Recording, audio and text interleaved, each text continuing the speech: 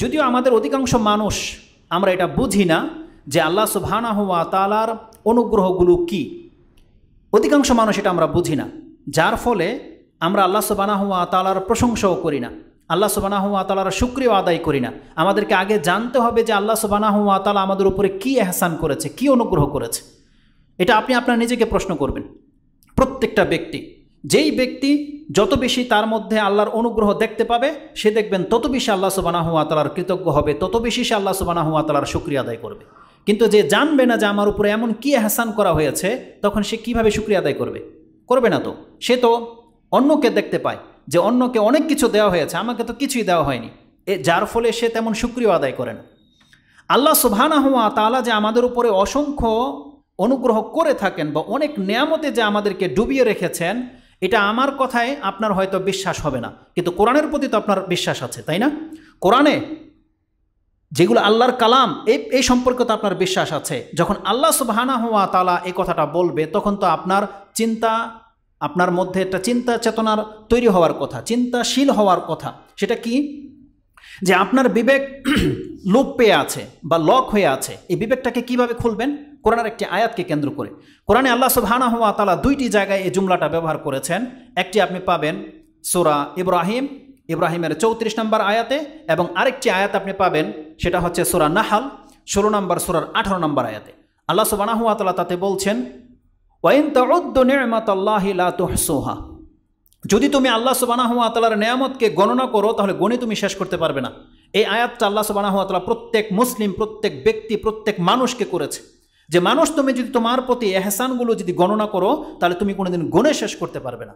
কথাটা যেহেতু আল্লাহ সুবহানাহু ওয়া তাআলা বলেছেন, এটা হচ্ছে আমাদের প্রতিপালক রব বলেছেন, এই কথাটা চূড়ান্ত সত্য, যেটা আল্লাহর কথা। এখন আপনি এটাকে বোঝার চেষ্টা করেন, যেহেতু আমার রব বলেছে যে আমি যদি আল্লাহর অনুগ্রহগুলোকে গণনা করি তাহলে গুণে শেষ করতে পারবো না, তাহলে একবার দেখি আল্লাহ আমার উপরে কি এহসানগুলো করেছে, কি অনুগ্রহগুলো করেছে।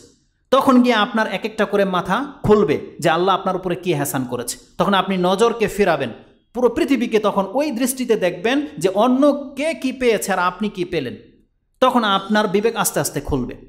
আর কিছু ইঙ্গিত আল্লাহ সুবহানাহু ওয়া তাআলা কোরআনে করে দিয়েছে, যে আল্লাহ ভালো করেই জানে এগুলো যে নেয়ামত, এগুলো যে অনুগ্রহ, এটা কোনো দিন মানুষ তার অন্তর দিয়ে ফিল করতে পারবে না। কারণ মানুষকে যদি শিক্ষা না দেয়া হয়, ওর বিবেক ওই দিকে যাবেই না যে এগুলো নেয়ামত, এগুলো হচ্ছে আল্লাহ সুবহানাহু ওয়া তাআলার পক্ষ থেকে। তাই পুরো কোরআনের মধ্যে আল্লাহ সুবহানাহু ওয়া তাআলা মোটা কিছু বা মূল নেয়ামতগুলো আল্লাহ উল্লেখ করে দিয়েছে, যেই দিকে মানুষের কোনো চিন্তাই যাবে না। যেমন আল্লাহ সুবহানাহু ওয়া তাআলা এই আয়াতের শেষে একটা কথা বলেছেন, যে আয়াত আল্লাহ বলেছেন, ওয়া ইন তাউদ্দু নি'মাতাল্লাহি লা তুহসুহা ইন্নাল্লাহা লাগাফুরুর রহিম।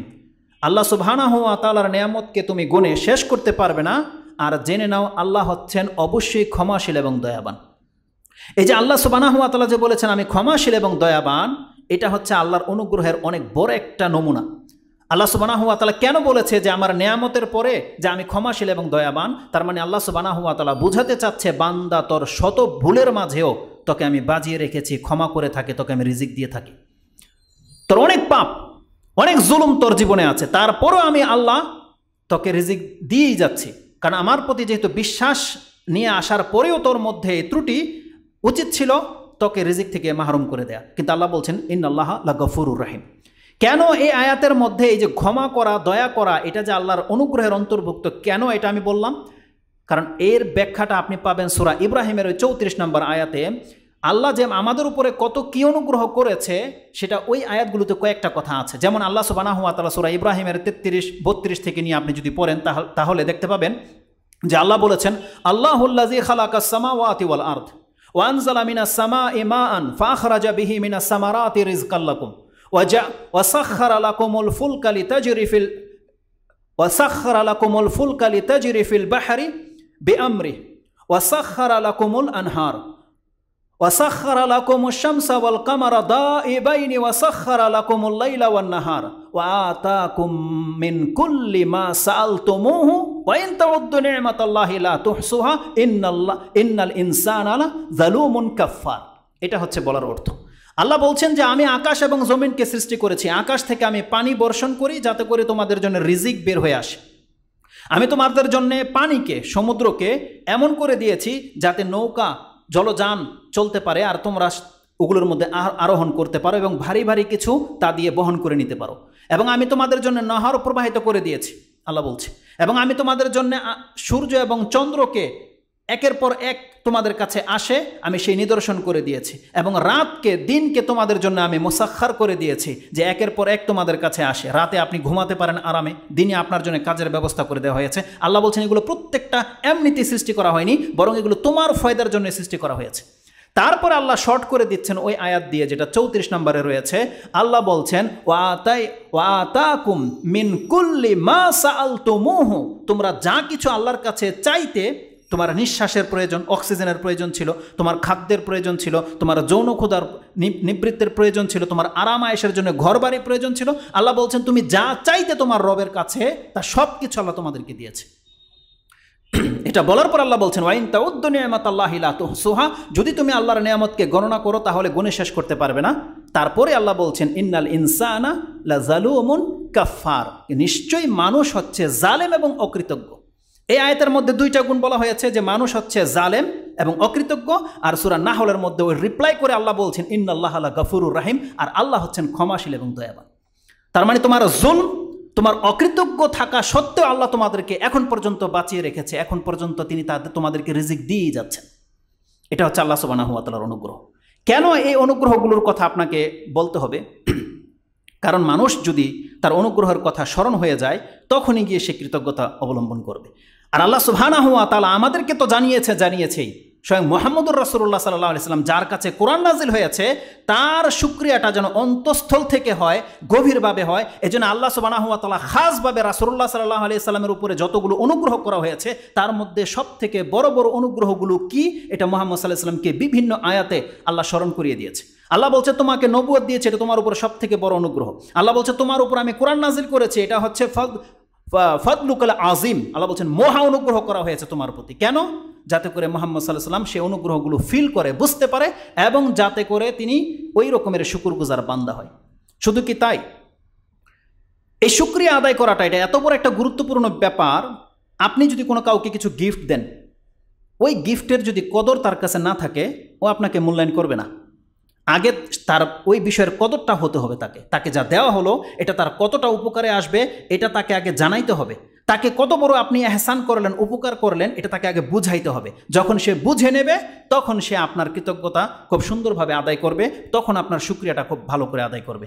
যার ফলে আল্লাহ সুবহানাহু ওয়া তাআলা, রাসূল সাল্লাল্লাহু আলাইহি ওয়াসাল্লাম বলছেন কোনো ব্যক্তিকে আল্লাহ জান্নাত দেবে না যতক্ষণ পর্যন্ত তার উপরে কত বড় এহসান করা হয়েছে এটা তাকে না জানাবে, ততক্ষণ পর্যন্ত তাকে জান্নাত দেবে না। এই হাদিসটা আপনি নিয়ে নেন। ইমাম বুখারী রাহিমাহুল্লাহ তিনি তার কিতাব, এটা তিনি কোট করেছেন, তিনি তার কিতাবুর রিকাক, এটা হচ্ছে 81 নম্বর অধ্যায়, তার 51 নম্বর পর্বে আল্লাহ সুবহানাহু ওয়া তাআলা এই রাসূলুল্লাহ সাল্লাল্লাহু আলাইহি ওয়াসাল্লামের মাধ্যমে আমাদেরকে যে তথ্যটা দিয়েছেন, ইমাম বুখারী রাহিমাহুল্লাহ তিনি তার কিতাবুর রিকাকে উল্লেখ করেছেন। হাদিস হচ্ছে 6000, হাদিস হচ্ছে 6569 নম্বর হাদিস। এই হাদিসের মধ্যে তিনি বলছেন ক্বালা রাসূলুল্লাহ সাল্লাল্লাহু আলাইহি ওয়াসাল্লাম লা ইয়াদখুলু আহাদুনিল জান্নাহ, তোমাদের মধ্যে কোনো ব্যক্তি জান্নাতে প্রবেশ করবে না ইল্লা উরিয়া মাকআদাহু মিনান নারি লাউ আসাআ লিয়াজদাদু শুকরান। এটা হচ্ছে বিষয়। হাদিসের ভাষাতে রাসূলুল্লাহ সাল্লাল্লাহু আলাইহি ওয়াসাল্লাম বলছেন যারা জান্নাতে যাবে তাদেরকে প্রথমে থামানো হবে। কোনো ব্যক্তিকে জান্নাত দেওয়া হবে না যতক্ষণ পর্যন্ত তাকে জাহান্নামের তার স্থানটাকে দেখানো হবে। প্রথমে তাকে তার স্থানটা দেখানো হবে, বান্দা তোকে আমি মুসলিম করেছি, ইবাদতের মাধ্যমে আজকে তুই আমার জান্নাত প্রাপ্ত হবি, তোর পাপগুলোকে আমি ক্ষমা করে দিয়েছি। ওই যে জাহান্নামের যে জায়গাটা দেখতে পাচ্ছিস এটা তোর জন্য ছিল, যদি তুই পাপ করতি আমার কাছে তওবা না করতি তাহলে ওই জায়গাতে তোকে ফেলে দেওয়া হতো। এটা তাকে দেখানো হবে, ওই জান্নাতীকে দেখানো হবে। যদি তুই ঈমান না নিয়ে আসতি, সৎকর্ম না করতি, যদি অসৎ কাজ করতি, তাহলে ওই জায়গাটা তোর জন্য বরাদ্দ ছিল।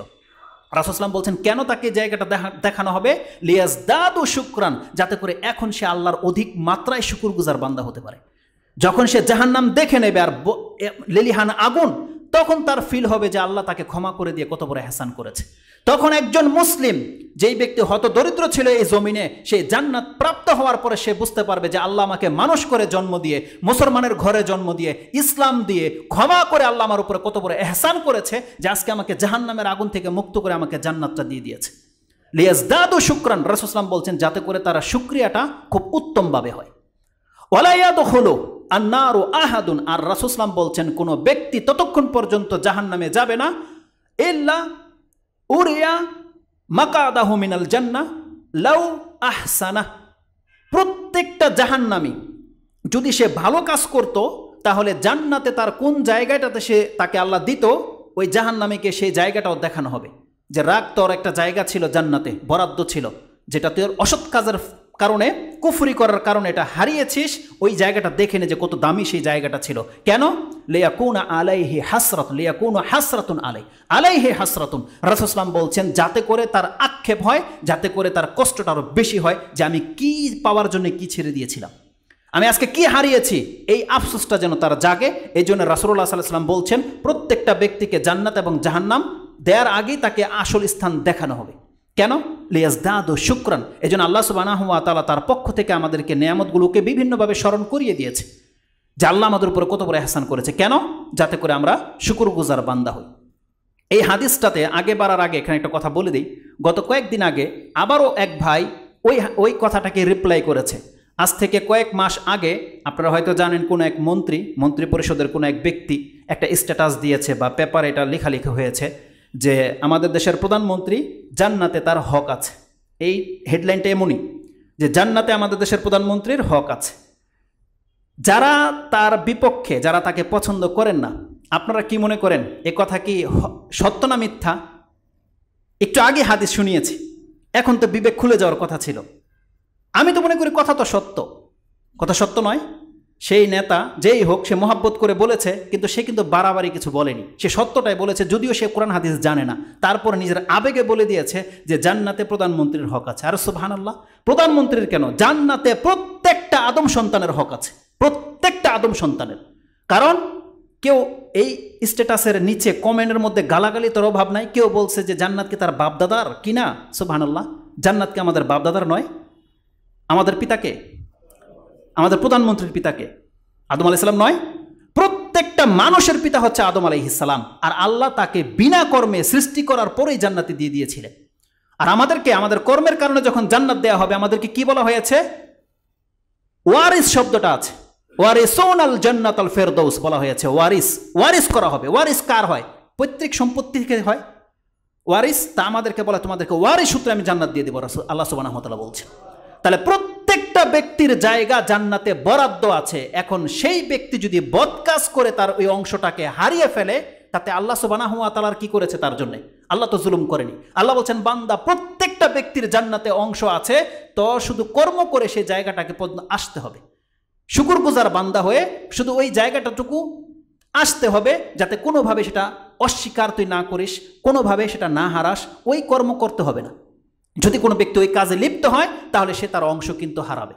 তাহলে এই হাদিসের উপরে ভিত্তি করে বলছে প্রত্যেকটা মুসলিম নয়, প্রত্যেকটা কাফেরের জন্য আল্লাহ জান্নাত বরাদ্দ করে রেখেছে। হাদিসে এমনটাও রয়েছে, রাসূল সাল্লাল্লাহু আলাইহি ওয়াসাল্লাম বলছেন জান্নাত ফাঁকা থাকবে কিন্তু জাহান্নাম পূর্ণ করে দেওয়া হবে।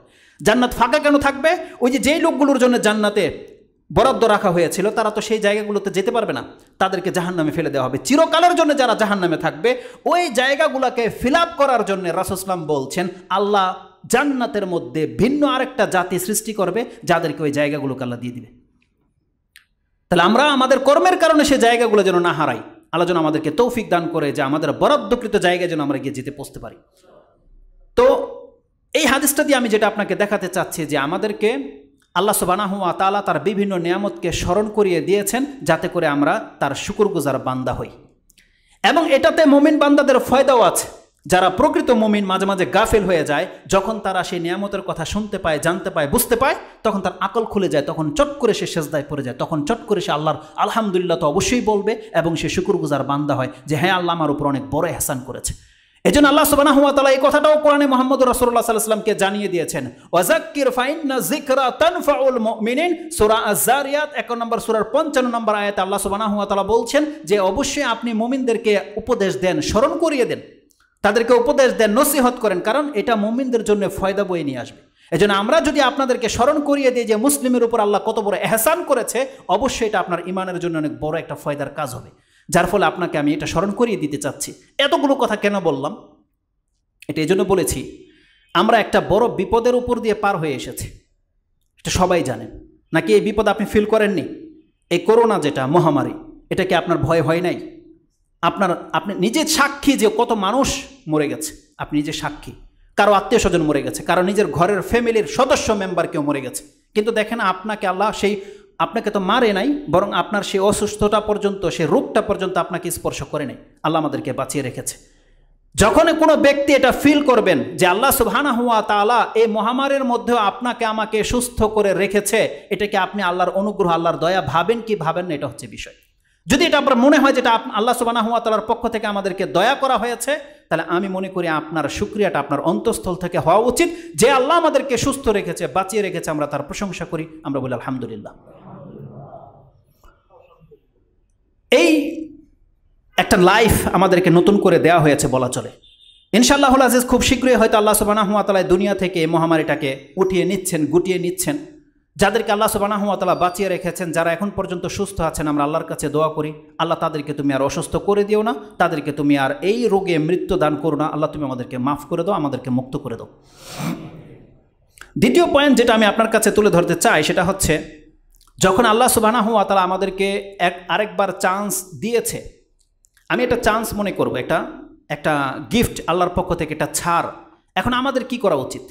ছাড়টা কিভাবে আমি বলি, যারা মরে গেছে তারা হয়তো আল্লাহ সুবহানাহু ওয়া তাআলার কাছে গিয়ে এই কথাই বলবে, হাত্তা ইযা জাআ আহাদাহুমুল মাউত ক্বালা রাব্বিরজিউন।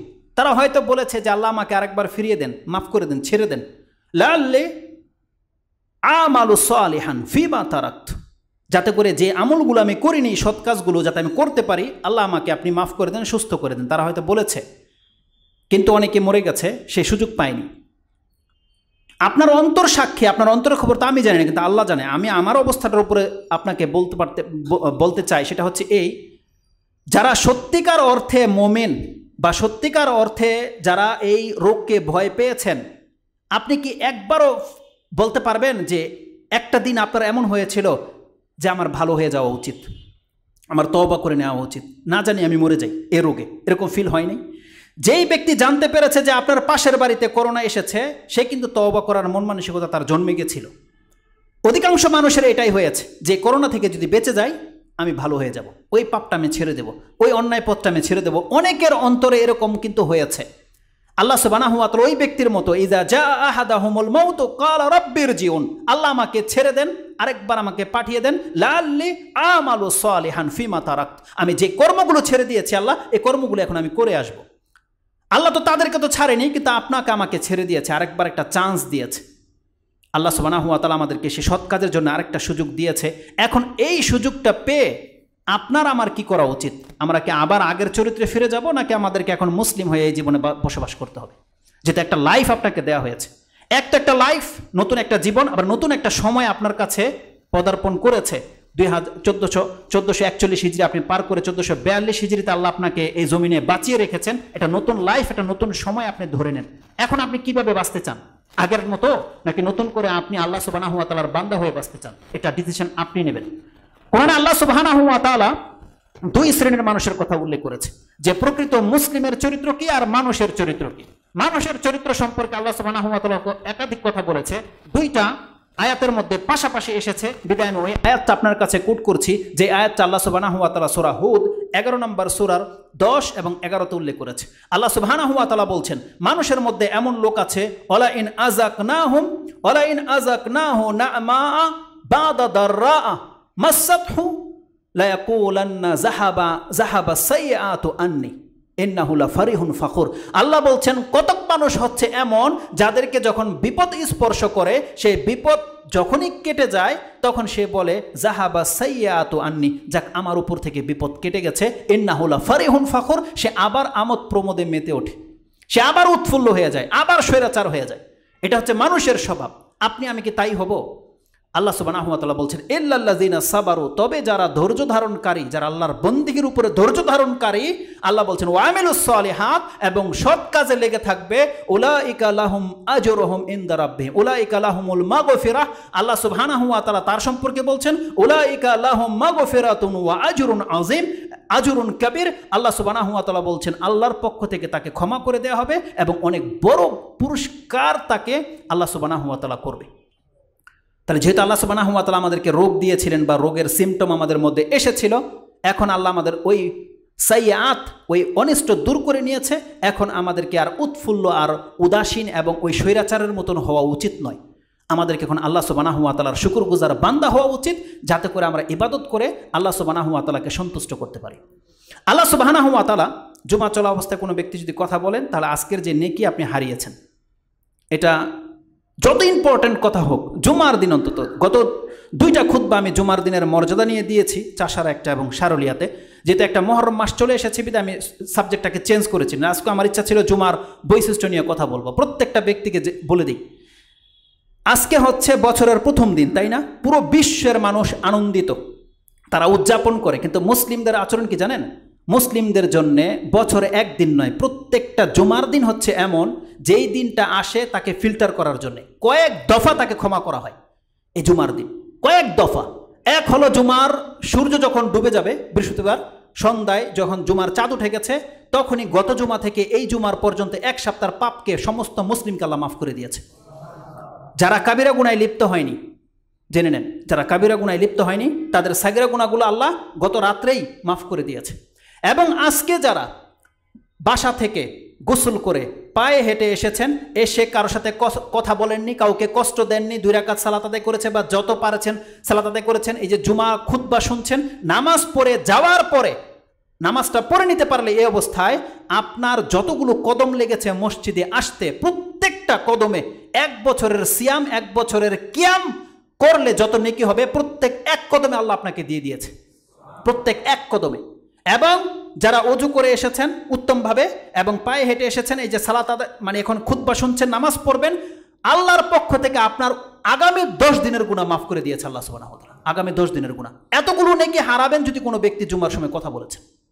আপনি যদি আপনার পাশের ভাইকে বলেন চুপ করো, লাগাওতা, আপনি লাগু কাজ করেছেন, আপনার নেকি আপনি হারাবেন। এতটা সেন্সিটিভ বিষয়। অতএব এই কথাগুলো অতিরিক্ত চলে আসলো। তো জুমার দিন এর কদর করার চেষ্টা করেন। আপনি যত বড় কিছু হন না কেন, যত বড় ইম্পর্টেন্ট কাজ নিয়ে আসেন না কেন, দেখেন আপনি আপনার মর্যাদার খেয়াল রাখেন, আপনি আপনার মর্যাদা হারাবেন। যত বড় এডুকেটেড পার্সনই আপনি হন না কেন, ভিআইপি পার্সন হতে পারেন, আপনি যদি ওখানে দাঁড়িয়ে যদি বলেন যে হুজুর শুধু এসিটা দিয়ে দেন, যদি কাউকে বলেন, আপনি আপনার নেকি হারাবেন। কারণ এটা মসজিদ, আর এটা হচ্ছে আল্লাহ সুবহানাহু ওয়া তাআলার সাথে বিধান। এই বিধানে যদি কোনো ব্যক্তি লড়চড় করে, তাহলে তাকে আল্লাহ কোনো তোয়াক্কা করে না, এটা জেনে নেন। আল্লাহ সুবহানাহু ওয়া তাআলা যেন আমাদেরকে এই হুরমতকে বজায় রাখার তৌফিক দান করে। তো আমি যেখান থেকে ওখানে চলে গেছি, সেটা হচ্ছে এই যে আল্লাহ সুবহানাহু ওয়া তাআলা বলছেন যে তাহলে আমাদেরকে কি করতে হবে, মানুষদের, সৎলোকদের, মুমিনদের কি করা উচিত? আল্লাহ তাকে বিপদ দেখ অথবা না দেখ, তাকে ধৈর্য ধারণ করতে হবে। আল্লাহ যখন তাকে সুস্থ করে দেবে, মূল পয়েন্টটা হচ্ছে যে আমি বলতে চাচ্ছি, কোনো ব্যক্তি, কোনো জাতি, কোনো রাষ্ট্র যখন আল্লাহর পক্ষ থেকে কোনো এহসান প্রাপ্ত হবে, যে কোনো এহসান হোক, আল্লাহ তাকে এহসান এই জন্য করে যাতে করে সে এটা ব্যবহার করে সে আরও আগে বেড়ে যেতে পারে, এই জন্য আল্লাহ করে। এটা আপনি কোত্থেকে শিখবেন? কোরআনে আল্লাহ সুবহানাহু ওয়া তাআলা ফেরাউনের যুগের কারুন, মূসা আলাইহিস সালামের কওমের এক ব্যক্তি ছিল কারুন, তার ঘটনা থেকে আমাদেরকে উপদেশ দিয়েছে যে কারুনকে আল্লাহ এত বেশি ধন সম্পত্তি দিয়েছিল, এত সচ্ছল করেছিল, তখন তার জাতি তাকে একটা উপদেশ দিয়েছিল যে তুমি এই অর্থকড়ি পেয়ে, এই সুখ স্বাচ্ছন্দ্য পেয়ে তোমার কি করা উচিত। যে উপদেশটা দিয়েছিল ওই উপদেশটা আল্লাহ আমাদেরকে দিয়েছে। কারণকে তার জাতি বলেছিল, তার ধন সম্পত্তি পাওয়া দেখে তারা বলেছিল, আল্লাহ সুবহানাহু ওয়া তাআলা সেই কথাটা আমাদেরকে কোট করে দিয়েছেন, যেটা আপনি সূরা কাসাস 28 নম্বর সূরার 77 নম্বরে পাবেন, ওয়াবতাগি ফিমা আতাকাল্লাহু দারাল আখিরাহ।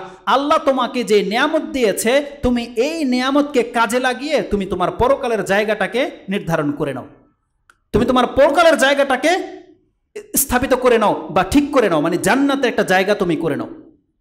তাকে এই উপদেশ দেওয়া হয়েছিল, তাকে বলা হয়েছিল ওয়ালা তানসা নাসিবাকা মিনাদ দুনিয়া। আল্লাহ তোমাকে যা দিয়েছে, তোমাকে এগুলো সব এখন ফেলে দিতে বলে নাই, তুমি এটাও ব্যবহার করো, কিন্তু এটা এমন কাজে ব্যবহার করো যাতে তোমার পরকাল ঠিক থাকে।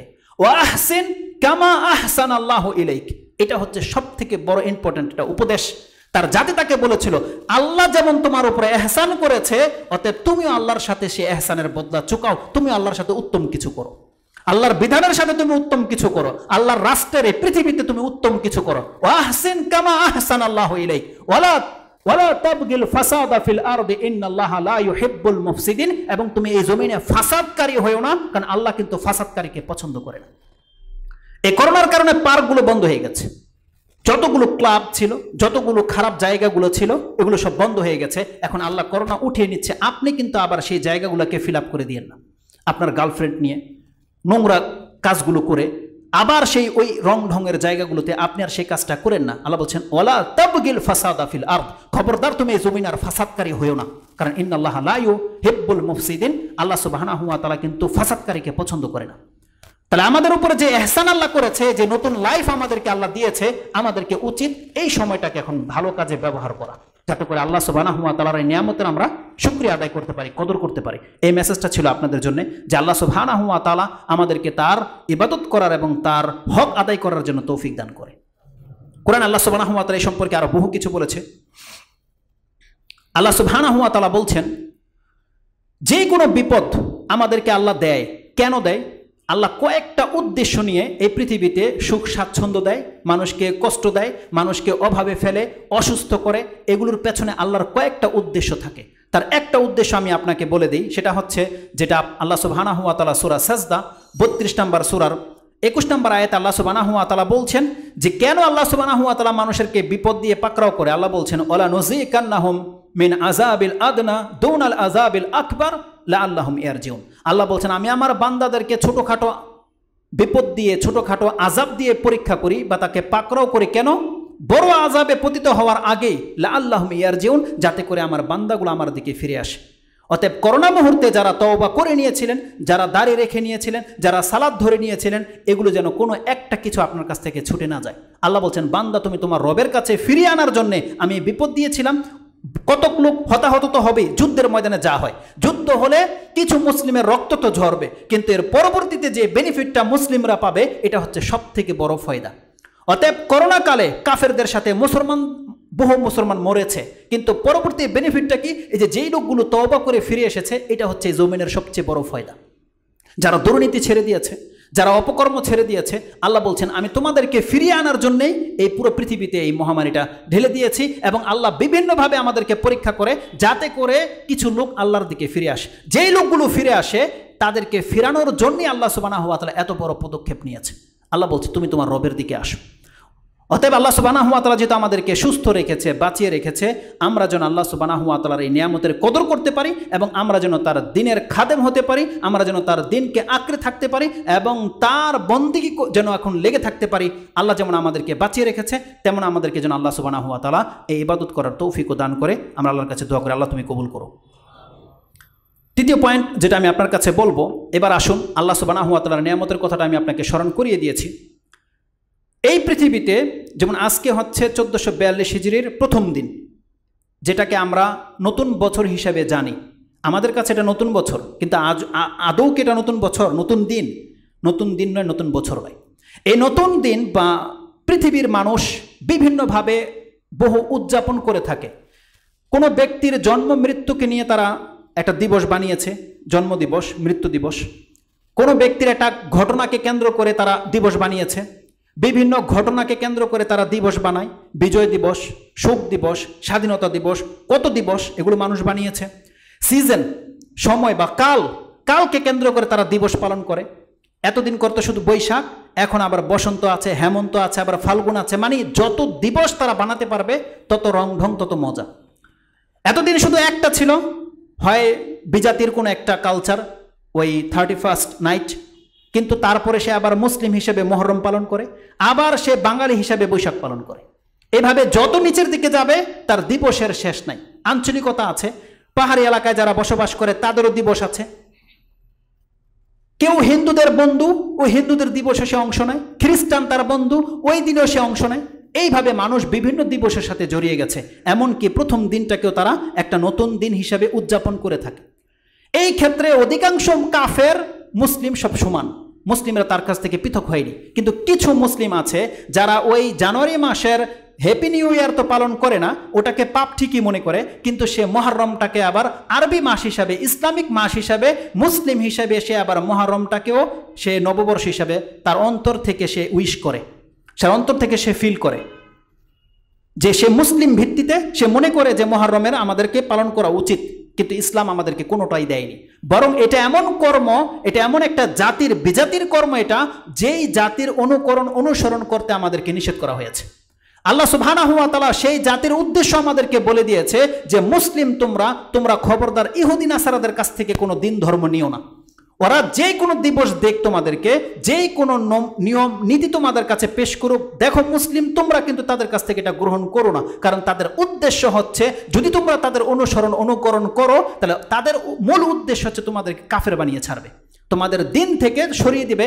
এই টার্গেট নিয়ে তারা এই জমিনে কাজ করে। কোরআনে আল্লাহ সুবহানাহু ওয়া তাআলা বহুভাবে কোরআনের এই আয়াতগুলো আল্লাহ সুবহানাহু ওয়া তাআলা উল্লেখ করে দিয়েছে। যেমন একটা আয়াত আল্লাহ সুবহানাহু ওয়া তাআলা সূরা যেটা আলী ইমরানে পাবেন, আল্লাহ বলছেন, ইয়া আইয়ুহাল্লাযীনা আমানু ইন তুতিউ ফারিকাম মিনাল্লাযীনা উতুল কিতাবা ইয়ারুদ্দুকুম বাদা ঈমানিকুম কাফিরিন। তারা তোমাদেরকে তোমাদের ঈমান নিয়ে আসার পরেও কাফির বানিয়ে ছেড়ে দিবে। তোমরা যদি আহলে কিতাবদের ইহুদি নাসারাদের কতককে ফলো করো, তাহলে তোমাদেরকে তারা কাফের বানিয়ে ছেড়ে দেবে। এটা হচ্ছে তাদের মূল টার্গেট। এই আয়াতটা সূরা আলী ইমরানের 100 নম্বর আয়াত আল্লাহ সুবহানাহু ওয়া তাআলা উল্লেখ করে দিয়েছে। বরং এই নতুন দিন কি আমাদের উৎফুল্ল হওয়ার দিন, আনন্দ হওয়ার দিন? বরং না, এই নতুন দিনটা আমাদের জন্য কল্যাণকর নয় এবং আমাদের জন্য অকল্যাণকর নয়।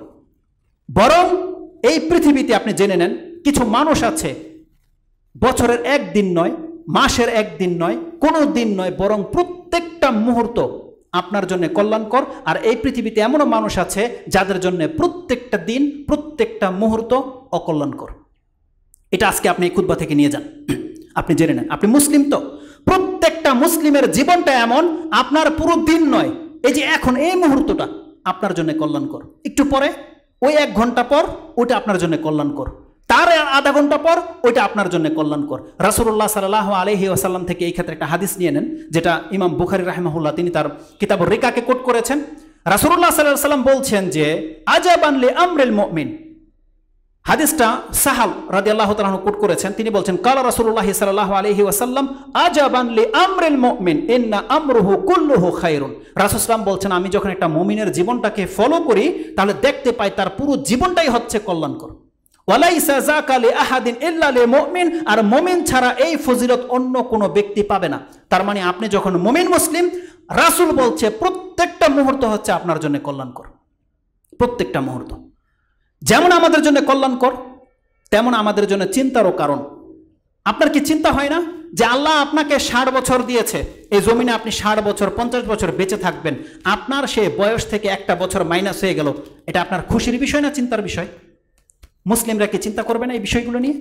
আপনাকে আল্লাহ সুবহানাহু ওয়া তাআলা 50-60 বছর দিয়েছে, যে বান্দা তোমার কিন্তু 30-40-45 বছর পার হয়ে গেল, এই 1441 হিজরি যাওয়ার কারণে তোমার আরেকটা বছর কিন্তু মাইনাস হয়ে গেল। যত মাইনাস হচ্ছে তুমি কিন্তু মৃত্যুর দিকে। এটা চিন্তার বিষয় নয়? বরং আল্লাহ সুবহানাহু ওয়া তাআলা বলছেন প্রত্যেকটা মুসলিমকে অবশ্যই চিন্তা করে দেখতে হবে গতকালকে সে কি করেছে। এই 1441 হিজরি চলে গেছে, ক্লোজ করে দেওয়া হয়েছে আপনার হিসাব কিতাব, যে এই বছরে কারা দিন কায়েম করেছে ওটা ক্লোজ হয়ে গেছে। প্রত্যেক বছরে একবার দিন প্রতিষ্ঠিত হয়, প্রত্যেক বছরে একবার। আপনি যে ইসলামের যে 5টা স্তম্ভ আপনি ফলো করেন, দেখবেন প্রত্যেক বছরে একবার কমপ্লিট হয়। তাহলে যারা করেছে তাদের খাতার মধ্যে লেখা হয়ে গেছে যে এই লোকগুলো হচ্ছে এই বছরে ইসলামকে প্রতিষ্ঠিতকারী। আর যারা করতে পারেননি তাদেরটা ক্রস পড়ে গেছে। তাহলে আপনার কি এটা খুশির বিষয় না চিন্তার বিষয়? চিন্তার বিষয়। আল্লাহ সুবহানাহু ওয়া তাআলা কোরআনে আমাদেরকে চিন্তা শিখিয়েছে। আপনি পড়ুন সূরা হাশর 59 নম্বর সূরা, তার 18 নম্বর আয়াতটি আপনি পড়েন। আল্লাহ বলছেন, ইয়া আইয়ুহাল্লাযীনা আমানুত্তাকুল্লাহা ওয়াল তানজুর নাফসুম মা কদ্দামাত লিগাদিন ওয়াত্তাকুল্লাহ। হে ঈমানদাররা, তোমরা আল্লাহকে ভয় করো এবং একবার ভাবো যে তুমি আগামীকালের জন্য কি প্রস্তুত করে রেখেছো, তুমি কি পাঠিয়ে দিয়েছো আল্লাহর কাছে, তুমি একবার চিন্তা করো। এই বিগত বছরগুলোতে আপনি কি করেছেন কি করেননি এটার ফাইল কিন্তু প্রস্তুত হয়ে গেছে। এখন আপনাকে আল্লাহ সুবহানাহু ওয়া তাআলা বলছেন তুমি চিন্তা করে দেখো কতটা নেকি তুমি পাঠিয়েছো আর কতটা গুনাহ পৌঁছে গেছে। এটা তোমার চিন্তার বিষয় নাকি তোমার এটা আনন্দ হওয়ার বিষয়? বরং এটা আমাদের চিন্তার বিষয়। আল্লাহ বলছেন প্রত্যেকটা ব্যক্তি চিন্তা করে দেখুক কদ্দামাত লিগাদিন, সে আগামীকালের জন্য কি প্রস্তুত করেছে, কি পাঠিয়ে দিয়েছে। এখন সে যদি ভালো কিছু করে থাকে আলহামদুলিল্লাহ, যদি সে খারাপ কিছু করে থাকে সেগুলোকে কিভাবে মিটাবে তাকে সেই চিন্তায় চিন্তিত হতে হবে, নাকি তাকে নতুন করে দিন উদযাপন করবে চিন্তিত হতে হবে। এটা হলো একটা কারণ চিন্তিত হওয়ার। দ্বিতীয় আরেকটা কারণ আমি আপনাকে বলে দিই, যেটা ওটার চাইতেও মারাত্মক। 1442 হিজরি চলে এসেছে, করোনায় আপনি মরেননি এবং বেঈমানও হননি, আপনি এখন পর্যন্ত সুস্থ মুসলিম হিসেবে বেঁচে আছেন। এটা আপনার জন্য একটা কল্যাণকর বার্তা। 1442 হিজরিতে পদার্পণ করেছেন, আপনি মুসলিম হয়ে বেঁচে আছেন, এটা আপনার জন্য একটা খুশির বিষয়। চিন্তার বিষয় হচ্ছে যে আপনার করোনাতে আমরা মরিনি, এটা একটা ফিতনা ছিল। রাসূল সাল্লাল্লাহু আলাইহি ওয়াসাল্লাম বলছেন কিয়ামতের আগে এই পৃথিবীতে ফিতনা কমবে না, বরং বাড়বে। আগামী ফিতনাটা পৃথিবীতে এই বছর যে ফিতনাটা আসবে, ওই ফিতনার মধ্যে আমরা যারা মুখোমুখি হব, তখন দেখা যাবে কয়জনের ঈমান ঠিক থাকে, কয়জনের ঈমান হারায়।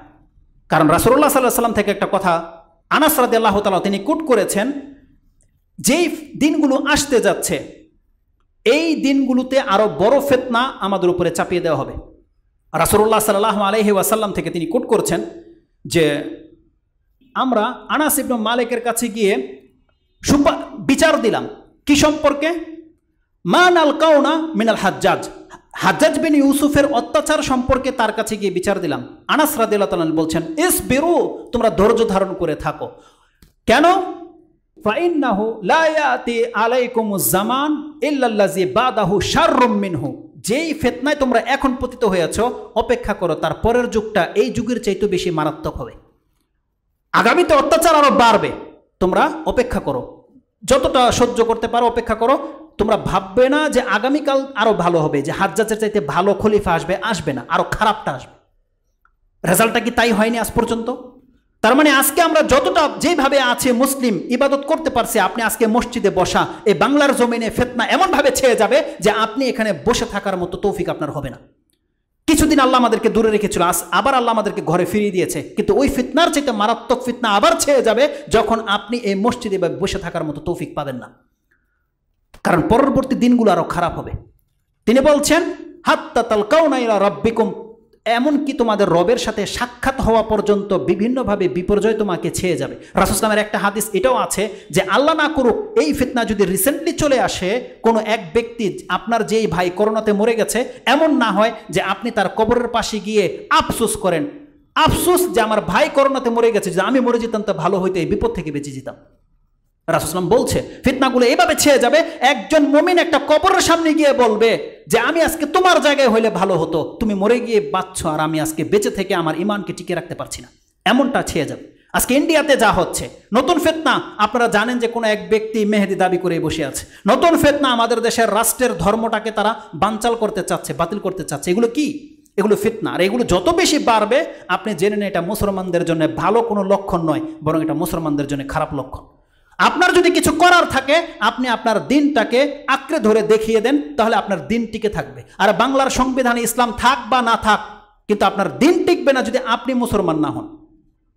লেখা আছে সংবিধানে ইসলাম, কিন্তু আপনি ধর্ম পালন করেন না, এটা ইসলাম? আপনাকে আপনার ধর্ম পালন করতে হবে। তখন সেখানে কি লেখা আছে না লেখা আছে এটা বড় বিষয় নয়।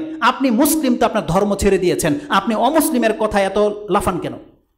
এত কেন আপনার মানে অ্যাগ্রেসিভ আপনার, যে আপনি কেটে ফেলবেন, ফেরে ফেলবেন? আপনি যে ইসলামটাকে ছুঁড়ে ফেলে দিয়েছেন, আপনি একবার নিজের দিকে তাকান না? আপনার ঘরে ইসলাম নাই, আপনার জীবনের মধ্যে ইসলাম নাই, আপনার চরিত্র, আপনার কাজ কারবারের মধ্যে ইসলাম নাই, আর একজন একটা কমান্ড করে দিয়েছে আপনি তাকে মেরে ফেলবেন, কেটে ফেলবেন। এত বড় সাহস পেয়েছে আপনারা আমার চরিত্রের কারণে। আজকে মুসলিমরা যখন ধর্ম ছেড়ে দিয়েছি, তখন বিজাতি কথা বলার সাহস পায়। আজকে যদি আমরা প্রপারলি ইসলাম পালন করতাম, এমন কোন শক্তি বাংলার জমিনে যে ইসলাম নিয়ে কথা বলবে, যেখানে 90% মুসলিম, এই 90% এখানে এতগুলো মুসলিম, এখানে যদি কোনো একজন হিন্দু এসে যদি বলে যে আমি ইমাম কেন শুট করে মেরে দেব, এত বড় ক্ষমতা পাবে কখন? আপনাদের মতন মুসলিম থাকলে তখন ক্ষমতা পাবে। আজকে আমাদের মতন মুসলিম বাংলার জমিনে আছে বিদায় একটা হিন্দু এইভাবে দাঁড়িয়ে কথা বলতে পারে। আর কয়েকদিন আগে একটা ভিডিও ক্লিপ দেখেছি, একটা মহিলা বাহরাইন অথবা কোনো একটা হাইপার মার্কেটের মধ্যে শেলফের মধ্যে মূর্তি রাখা ছিল, সে প্রত্যেকটা মূর্তিকে নিচে আছাড় দিয়ে ফেলে দিয়েছে।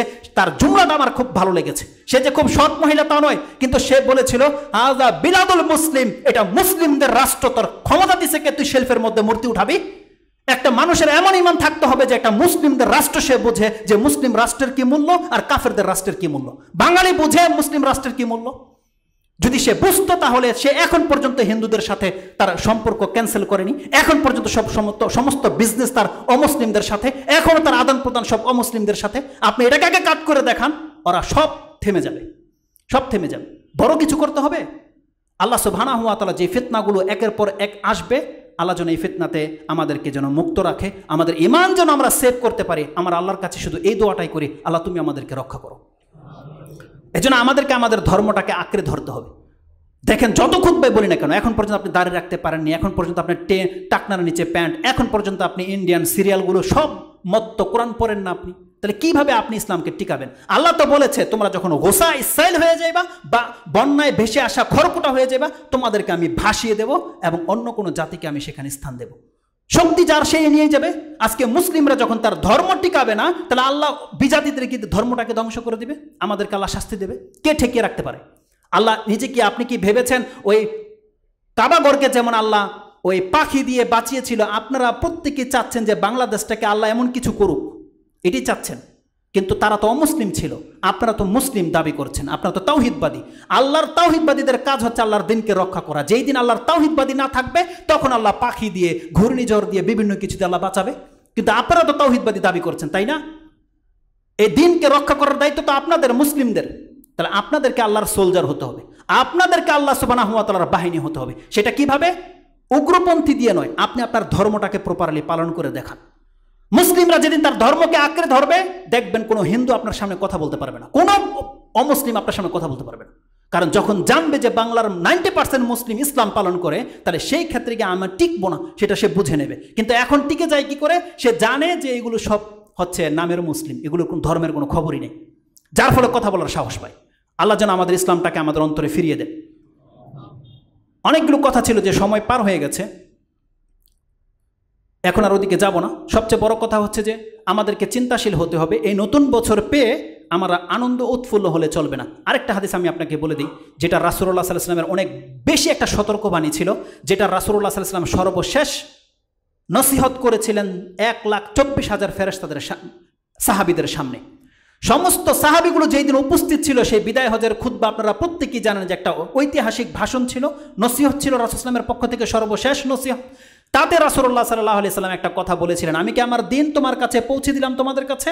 তারপরে বলেছেন সাতালকাউনা রাব্বাকুম ফায়াসআলুকুম আন আমালিকুম, খুব শীঘ্রই তোমাদেরকে তোমাদের রবের সামনে সাক্ষাৎ করা হবে, খুব শীঘ্রই তোমরা তোমাদের রবের সাথে সাক্ষাৎ করবে। ফায়াসআলুকুম আন আমালিকুম, তিনি কিন্তু তোমাদের কর্ম সম্পর্কে জিজ্ঞাসা করবে। খুব শীঘ্রই তোমাদের কর্ম সম্পর্কে কিন্তু তোমাদেরকে জিজ্ঞাসা করা হবে। এটা ছিল রাসূল সাল্লাল্লাহু আলাইহি ওয়াসাল্লামের বিদায় হজের সর্বশেষ খুতবা, সর্বশেষ শব্দ। তখন রাসূল সাল্লাল্লাহু আলাইহি ওয়াসাল্লাম বলেছেন, ফালা তারজিউ বাদি কুফফারান আও দুল্লালান ইয়াদরিবু বা'দাকুম রিকাবা বা'দ, খবরদার দেখো আমার পরে কিন্তু তোমরা আবার কুফরিতে ফিরে যেও না, গুমরা হয়ে যেও না। একজন মুসলিম হয়ে আরেকজনের মুসলিমের গর্দান কিন্তু উড়িয়ে দিও না, মুসলিম হয়ে মুসলিমকে হত্যা কিন্তু করো না, তাহলে কিন্তু তোমরা আমার পরে কিন্তু দিন থেকে বেরিয়ে যাবে। এটা রাসূল সাল্লাল্লাহু আলাইহি ওয়াসাল্লাম বলেছিলেন। খুব শীঘ্রই তোমাদেরকে তোমাদের রবের কাছে আমলকে পেশ করা হবে এবং তোমাকে জিজ্ঞাসা করা হবে জমিনে তুমি কি করেছো। অতএব আমাদেরকে আনন্দ নয়, বরং আমাদেরকে চিন্তাশীল হতে হবে যে আগামী দিনগুলো আমরা কিভাবে পার করব। এই খুতবার যেই বিষয়বস্তুগুলো ছিল একবার রিপিট করে দিই, সেটা হচ্ছে আমাদেরকে আল্লাহ সুবহানাহু ওয়া তাআলা নতুন একটা জীবন দিয়েছে, আমাদেরকে কি করা উচিত? তার শুকরিয়া আদায় করা উচিত এবং আল্লাহ সুবহানাহু ওয়া তাআলার নিয়ামতের কদর করা উচিত। আমাদেরকে আনন্দ নয়, বরং আমাদের কর্ম নিয়ে চিন্তাশীল হওয়া উচিত এবং এই মুহররমকে কেন্দ্রিক আমরা উৎসব পালন করব না, আর না আমরা শোক পালন করব, বরং আমরা সিয়াম রাখবো। আল্লাহ যেন আমাদেরকে এই কথাগুলো বোঝার এবং সে অনুযায়ী আমল করার তৌফিক দান করে।